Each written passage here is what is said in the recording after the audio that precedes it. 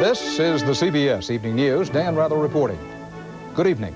The communist world woke up with a painful hangover today after East Germany's unhappy 40th birthday over the weekend, and that was only one part of the turmoil in the Soviet bloc. The whole face of communism is changing so much faster than Mikhail Gorbachev or any of the rest of us ever imagined, and in some places it may actually be crumbling. The major datelines tonight are the Soviet Union itself, particularly Latvia and Azerbaijan, East Germany, and Hungary. In East Germany, a mass movement for freedom and democracy seems to be gaining momentum, even in the face of a vicious police crackdown. A huge crowd marched tonight in Leipzig, demanding reform of the hardline, old-line communist system.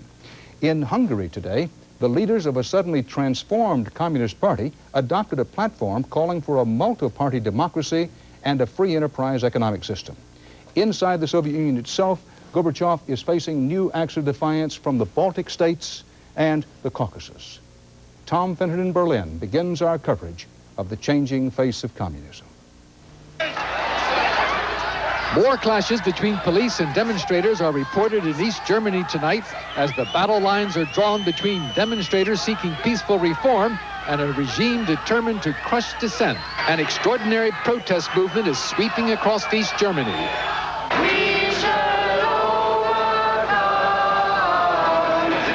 Freedom is the cry of the new movement. The protest leaders are urging nonviolence. They have adopted the tactics used in the 60s by the American civil rights movement. Their aims are reforms and greater democracy within the socialist system. Illegal political groups have sprung up across the country to support those aims. The government is responding with brute force. The People's Army, the infamous Stasi secret police, and regular police are trying to crush the movement. Demonstrators have been beaten and hundreds arrested. It's the most serious challenge to the hardline communist regime since hundreds of thousands of workers took to the streets in 1953. Soviet troops and tanks crushed that brief revolt. In a reversal of the Soviet role, it was the visit of President Gorbachev that helped touch off this new explosion. After his weekend meeting with East German leader Erich Honecker, Gorbachev told Soviet TV many East Germans strongly support his reforms. But East German television tonight showed Honecker meeting a Chinese delegation and said China stands firmly with the East German Communist Party.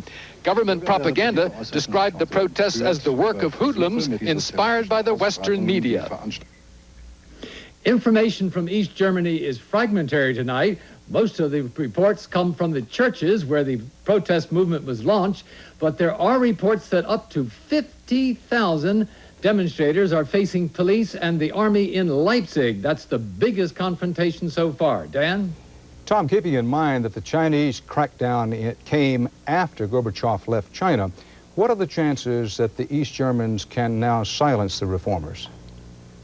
I think initially they'll be able to do so, but in the long run it's going to be very difficult. This is a movement that seems to have a momentum all its own. Tom Fenton in Berlin, thanks.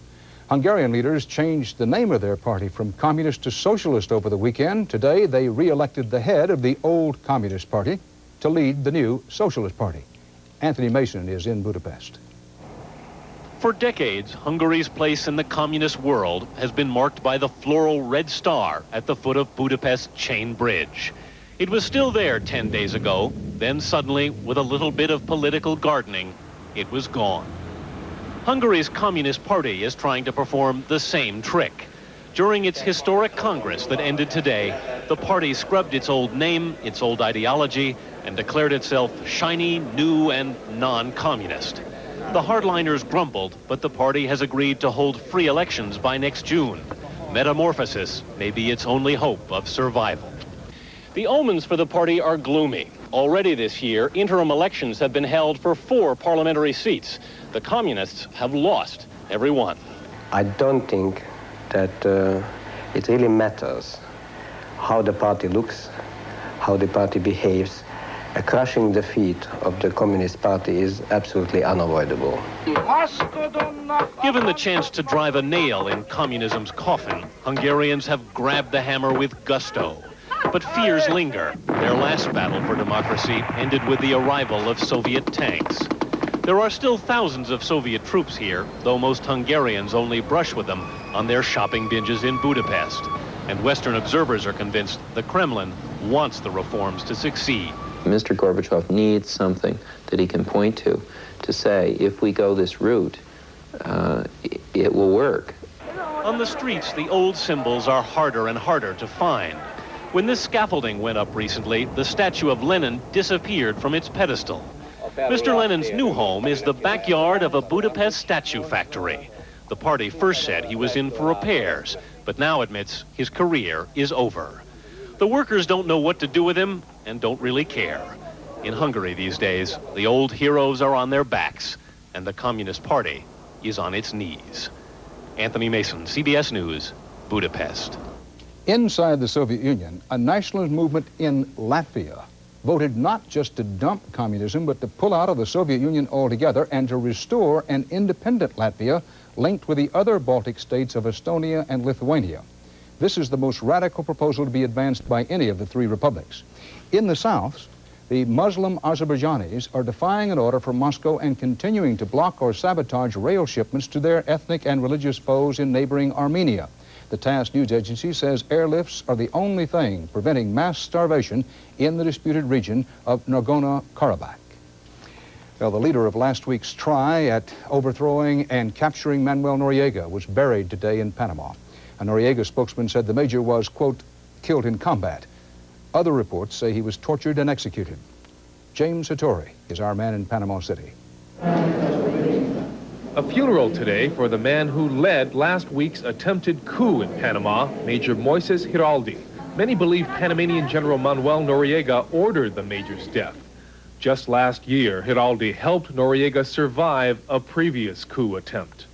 A government-controlled newspaper says 10 people died during the rebellion here at Noriega's headquarters, but sources say many others who sympathized with the rebels have been purged. A significant number of members of the institution have been killed, wounded, and detained in numbers and circumstances which are very doubtful. Pictures obtained by CBS News show the coup unfolding in downtown Panama City. Rebel soldiers, including members of Noriega's riot police, secure the area. With the headquarters compound already in rebel hands, Noriega is allowed to walk around and confronts his captors. Back on the streets, a rebel sympathizer appears and reads a communique from the rebels demanding new elections and other freedom. But suddenly he leaves. Then the arrival of loyal troops. One of the best equipped battalions in Panama confronts the rebels. The pictures show how close U.S. troops were to the fighting. U.S. helicopter gunships buzzed the downtown area. Southern Command soldiers took positions on U.S. property a half-mile away, and from a hillside they tried to keep tabs as some of the rebels who spared Noriega's life eventually lost their own. On the city's outskirts today, cemetery workers buried Major Giraldi. It's the 5th military burial since the attempted coup. No one knows how many more burials there will be. James Hattori, CBS News, Panama City. Still to come on the CBS Evening News, Phil Jones on the few cops who turned traitor in the drug war. And the Cubs lose, so David Dow will have a report on the new Subway series, Baseball by the Bay. Hold out your finger, please. In the last year or so, millions of people have decided to have their cholesterol checked. Many of them have also started eating healthier, including foods like Kellogg's Common Sense Oat Bran, with more oat bran than any leading ready-to-eat cereal. If you haven't tried either one of these things, we'd like to recommend them. There's at least one you'll really enjoy. Kellogg's Common Sense Oat Bran. To millions of people, it's the oat bran that makes sense. When the time strikes for a little late-night snack, reach for the fresh taste of Sunsweet pitted prunes. Delightfully sweet way to say good night. Only one prune tastes Sunsweet. Let's party! You, me, Ernie, and 1 million dishes. You know I love our little chats over a nice hot sink of big ivory bubbles. Look at this dish. You know what this is, Ernie? This is clean. Rough. My hands? Yeah, they were a wreck. But that was weeks ago, before your Aunt Claire brought me ivory liquid. Now my hands feel soft, like Annie's. Yes, Annie, I'm stunned myself. Is this country great or what? Ivory liquid, where clean and soft go hand in hand. I got a flat tire. Now my stomach's on fire. My day. And my Lanta, too. Introducing My Lanta 2 roll packs for double strength antacid relief wherever you are. Because my life takes my Lanta, too. The San Francisco Giants beat the Chicago Cubs late today 3-2. That win at Candlestick Park to win the National League pennant in 5 games. For the Cubs, the 44th season in a row without a World Series. For the Giants, a 10-mile road trip now to open the first battle for the Bay. David Dow has more about the series. A drive to right in the corner. They cheered the Giants in San Francisco today as they clinched the National League pennant. And yesterday, they roared in Oakland as the A's won a second straight American League title.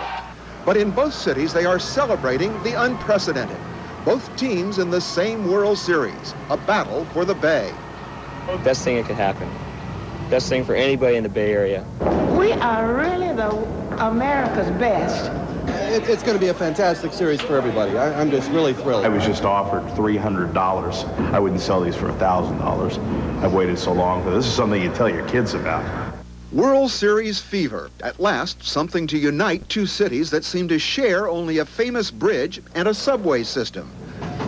San Francisco, city of picturesque cable cars, elegant hotels, and a disdain for that other city.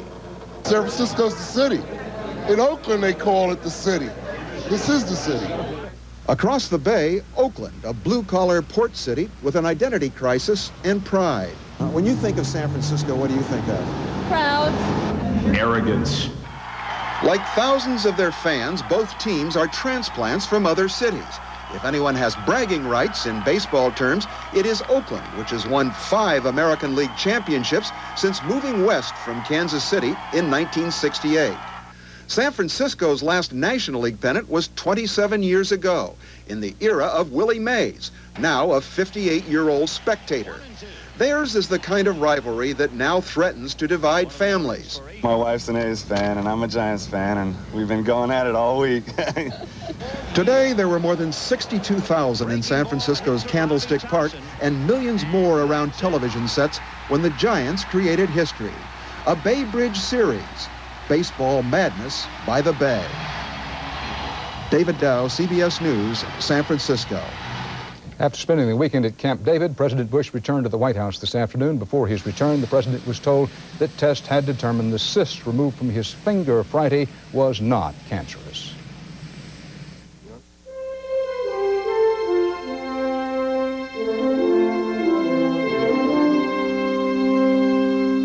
I just did something incredible.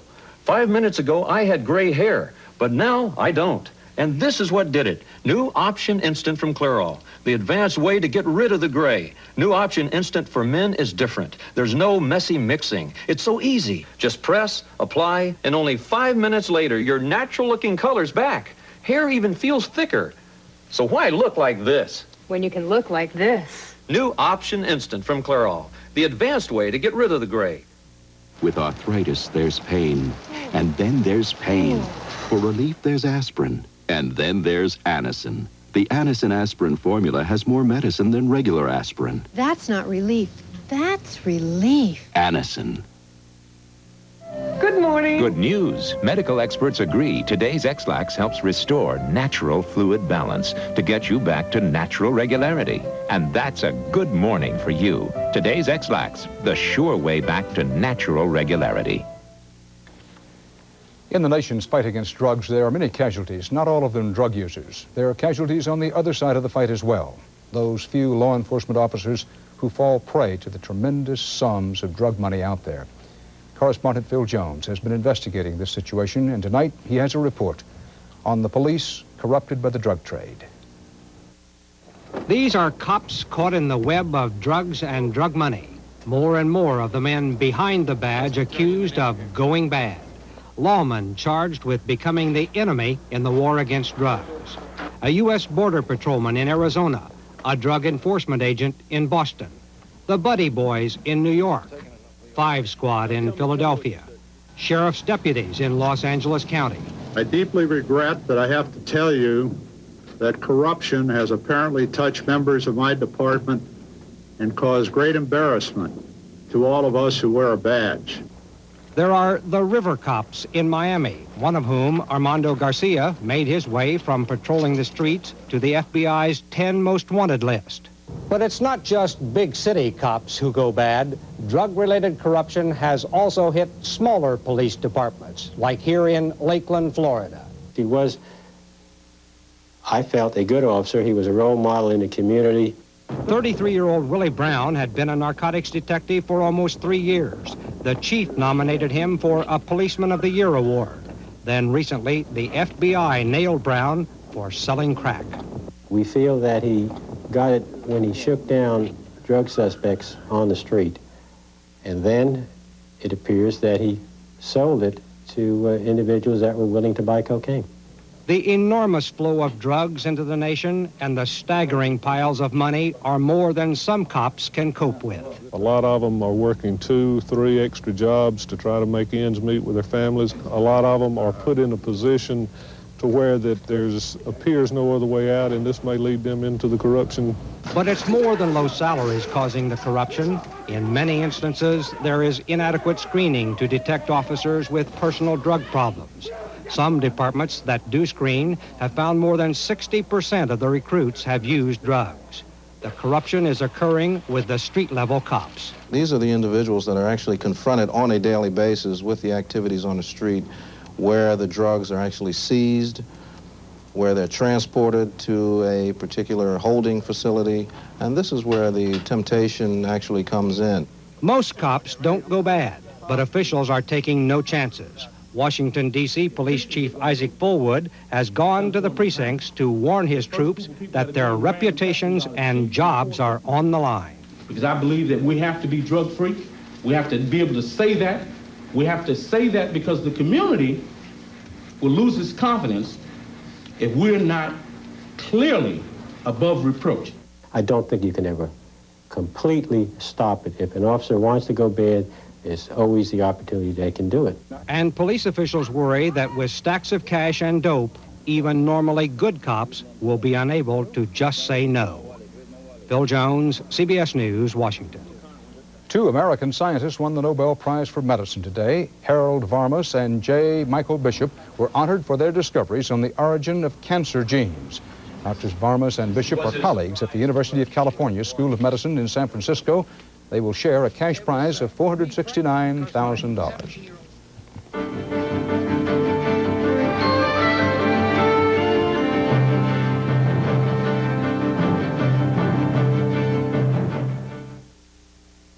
I didn't know they made anything like this. You know, my dry skin felt better right away. I mean, I didn't have to keep loading this stuff on, loading it on. It really felt different. It says it has a unique delivery system with time-release microencapsulates. It feels like you've got new skin. It's soft. It looks and feels younger, comfortable. Introducing new Oil of Olay Intensive Moisture Complex. What matters is that it works on my skin, but I still like to know what a microencapsulate is. Bob and Susan like their privacy. When they asked me to sell their home, they were concerned about lots of strangers trooping through it.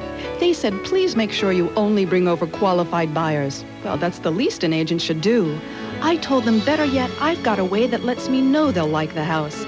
You see, our Real Scope photos let buyers get a good look at the house, inside and out, right in my office. Their house was sold in no time.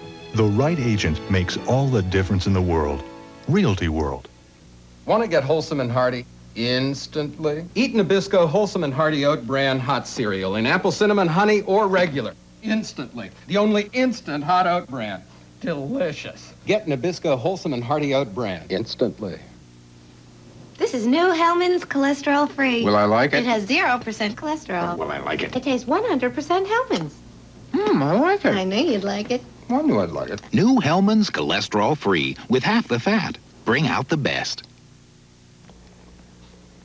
Today marks the start of Higher Education Week in Kentucky. Frank Courier reports tonight on why Kentucky is pushing so hard to get more people to get more schooling and why so many school dropouts are so eagerly dropping back in.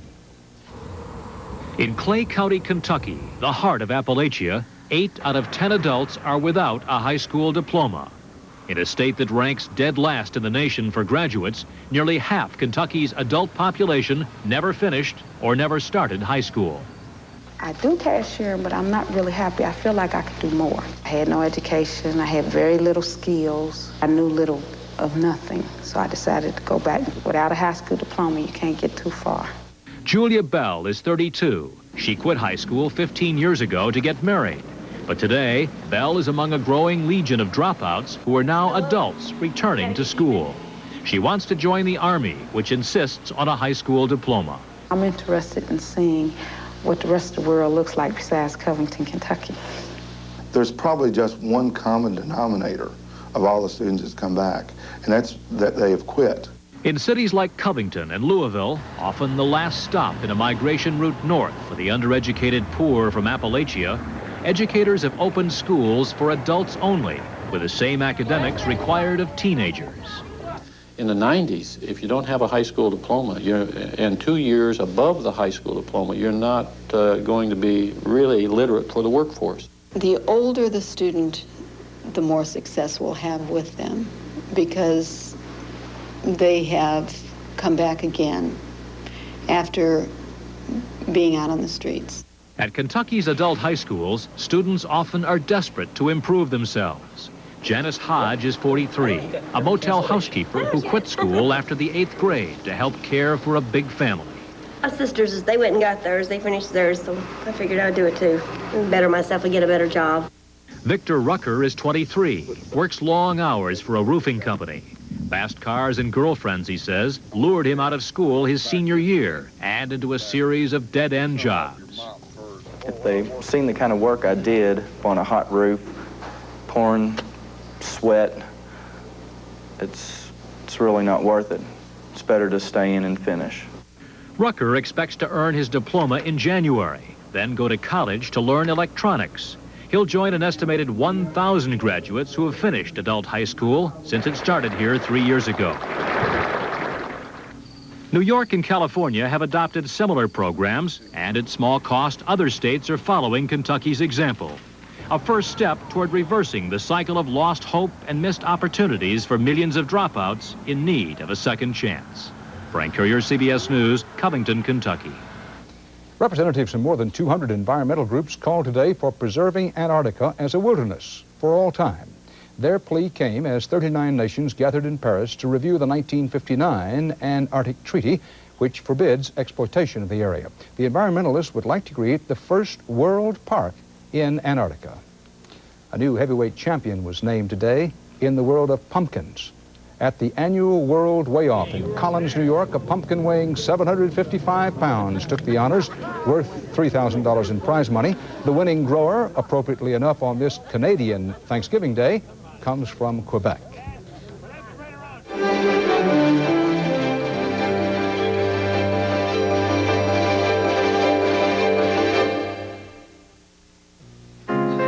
To my beautiful wife. It's nice to know he still loves the way you look. And if you wear dentures, you can count on Effordent to freshen up dentures and clean away stains so well. With Effordent, all he'll notice is you. When you've got hemorrhoids, walking is hard. Sitting, worse. Anusol has an anesthetic for the pain and itch of hemorrhoids. Prep H doesn't. Anusol has an anesthetic to take the hurt out of hemorrhoids. I was gulping a hot dog when my little superstar made an unbelievable goal. I gave that ref a piece of my mind, but it went to my stomach. It was a Maalox moment. I took extra strength Maalox Plus, strongest antacid there is. My doctor recommended it. I need the strongest with my husband, the ref. Nobody's perfect. Write us about your Maalox moments. Extra strength Maalox Plus, strong relief for all your Maalox moments. Having the flu is a nightmare. Your throat's so sore. You're congested. You cough. Body aches all over. But now there's Theraflu, the first and only hot medicine made just for flu symptoms. Theraflu, with a hot liquid like doctors recommend. Strong therapy for fever and cough. Strong therapy for aches and pains. Next time the flu strikes you, strike back with Theraflu. Under the heading of Lest We Forget, the passing of time is not deadening the hurt inflicted on South Carolina by Hurricane Hugo 18 days ago, nor criticisms of the slowness and bureaucratic nature of state and federal efforts at relief. Buildings are being put back together, but thousands of lives are in ruins, and more danger lurks ahead. Aaron Hayes is still in Charleston. In places, South Carolina appears on the road to recovery. The Charleston Symphony was back, no roof over it, but a performance all the same. There are reasons for rejoicing. The obvious damage from Hurricane Hugo is being repaired, cleaned up. There is, however, a damage that is less visible but longer lasting. Hurricane Hugo wiped out jobs here, an estimated 212,000 overnight. That's putting people into relief lines who were never here before. There are a lot of us in the same boat. If I was the only one that was in this unique situation, I might be too embarrassed to do this. Ernie and Sonia Droz spent the morning at the Federal Emergency Management Office trying to get a loan. No trees to the roof, so it's just strictly flood. She lost her small Christmas ornament business when Hugo damaged the city market. Then floods washed out her workroom.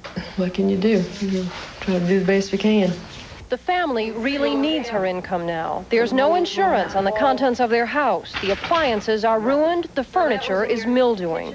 We've accomplished a lot in 30 years, but now it seems like it's pretty well all gone.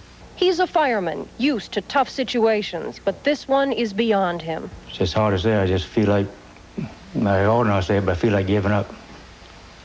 And it's getting closer to that right now. The Drozes have plenty of company. Hurricane Hugo nearly quadrupled South Carolina's unemployment rate. Probably before they get all these job sites back into operation, you're talking about hundreds, probably $700 to $800 million of lost wages. Some worry the rest of the country is already forgetting what South Carolina still faces. I think they're going to forget it real quickly because they're not going to see it like we do every day. It may not be over yet. A record high tide is expected here in days. Hugo wiped out much of the beach. Flooding could be bad again. State workers are furiously building dunes to ward off delayed damage from the most devastating hurricane anyone here can remember. Aaron Hayes, CBS News, Charleston, South Carolina.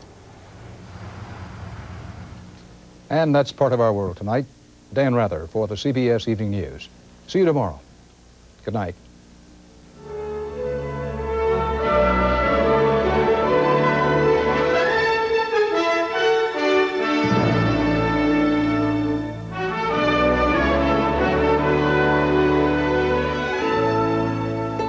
I'm Harry Smith. And I'm Kathleen Sullivan. Tomorrow, Florida's special session on abortion. Also, fighting campus crime and country music's best on CBS This Morning. This is CBS.